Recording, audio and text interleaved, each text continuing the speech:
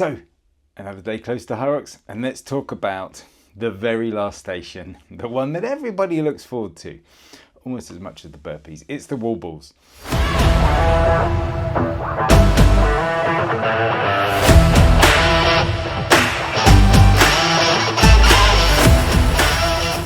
Now, the wall balls on their own, there's technique involved, and for me, they're a bit of a weird one. Now, if you've done thrusters, you've done squats, you've done a range of different movements as part of your Hyrox training, as part of your general kind of training, there's nothing technically about wall balls which is that difficult. It's a deep squat below parallel, otherwise you will get no rep. I've done judging, I know how strict they are on that. And you've obviously got to throw a ball, which again isn't super heavy. It's not light, 6 kilos for the men, 4 kilos for the women in the open categories, and you've got to hit that target. The target seems a long way down when you're in the full squat, and then you've just got to do that 100 times or 50 in case in terms of the doubles. So, and it's one of those ones personally that I set out to go, yeah, I'm gonna do 25, I'm gonna do 30, I might even do kind of all 50. And then I get kind of 15, 20 in, and it's kind of like, I've got to stop. And it's like my whole body is shouting, stop doing this. But I've yet to be able to identify what it is that makes me actually want to stop. I'm not particularly out of breath. My legs aren't particularly burning. I don't know what it is. It's just one of those kind of rare ones. But you kind of push through and get them done. And often when I'm working with any of my doubles partners, we tend to settle into a routine. You're doing 10, the occasional 15, the occasional 20, but doing 10, 10, 10, 10, 10 tends to be the quickest way for us to get through it, because it gives us both the kind of little breaks and gets us to push those out. So in terms of getting ready for the station, as I said, you've got to be able to get that deep squat.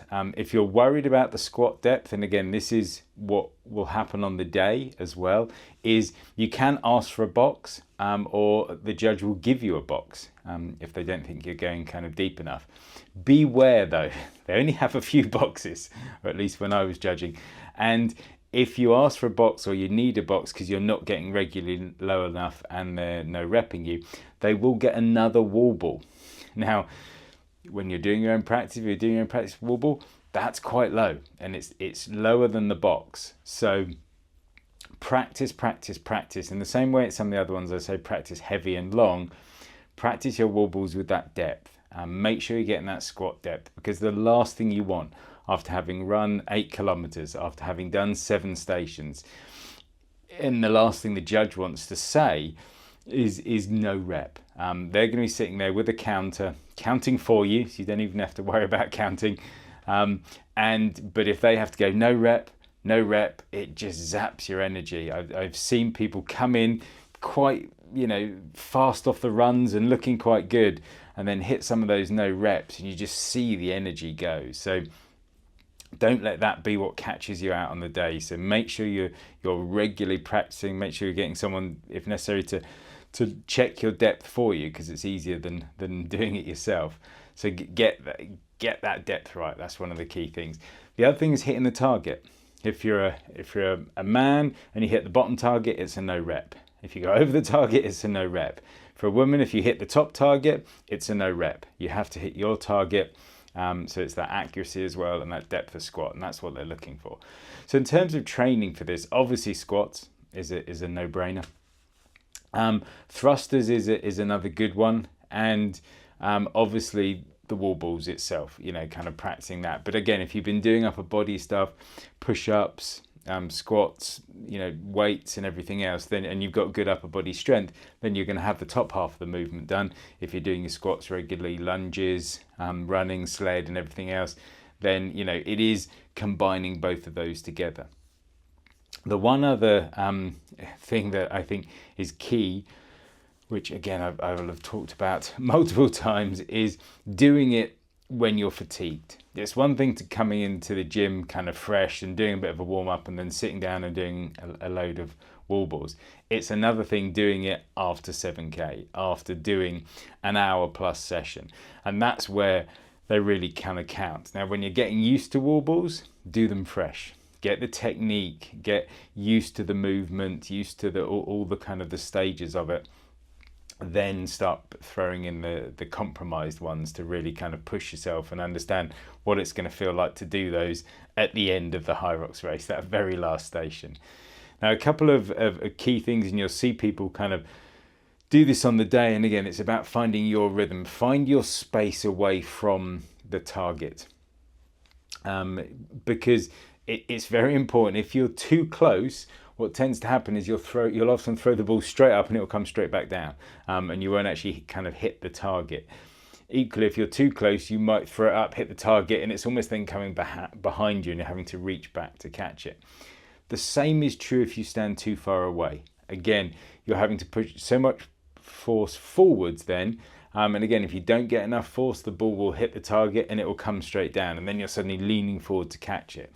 So you've got to get that right. Now, what you'll see a lot of people do is they'll take the wall ball before they start, and they'll reach out and they'll tap the ball on the upright to get that kind of distance. Now, on the day, and again, it could be different, but certainly when I judged, not every station had a pole. So you had a pole, you had a space, you had a pole, but you had targets on that. So beware of that. If you need that pole for that distance, be careful, because you might not have it on the day. For me, I will reach out to that kind of arm's length, and then I kind of shuffle backwards a little bit. And it's probably by the same amount all the time. I don't kind of look at it. It's just what feels right. I just need to come a little bit further back to get that distance right. And it's trying to get into that rhythm of, just kind of squatting and throwing and squatting and throwing. Often I'll have to do two and stop because I'm just not kind of in the rhythm of everything. So it's getting that rhythm, and again, that comes from the practice and everything else. The other one is position. And you'll see a lot of people talk about kind of like the pocket. And basically, you're having the wall ball in front of your face, because when you're down in that position, your face should be up, your chin should be out. And really, it's kind of your chest, your hands, your chin. This is where you want the ball to go. So you're throwing it up and you're catching it into this position. If you're coming forward, then that's a waste of energy and it's going to kind of throw you off balance. Same with going backwards. Same if you're catching it all the way down here, you've then got to come back up. So it's about keeping the ball here with that squat, driving up with the legs, and then the arms just kind of finish the movement and throw it up there and catch. Now, I've seen a lot of people talk about like doing a W on the ball, of kind of positioning, and lots of people talk about getting your hands underneath the ball. It makes absolute sense. It's not something I've managed to master yet. So I try it. I try the W. I try kind of my hands in, so it's just your fingers around the ball and your hands underneath. But I just struggle with the position, whether it's arms or whatever. So for me, my hands come a little bit under the ball, obviously, but they're mainly kind of around the side, which isn't necessarily as efficient. But again, it gets the movement going for me. So find what kind of works for you and get used to kind of, throwing and catching that weight, because it is just that repetition, getting your breathing right, get it into that kind of routine. And I say it's good if you're doing doubles, doing it with a partner, and just kind of go, okay, we can do 100 wall balls each. 10, 10, 10, and just sit there and do some sets of 10 at the end of a big HIIT workout or something like that.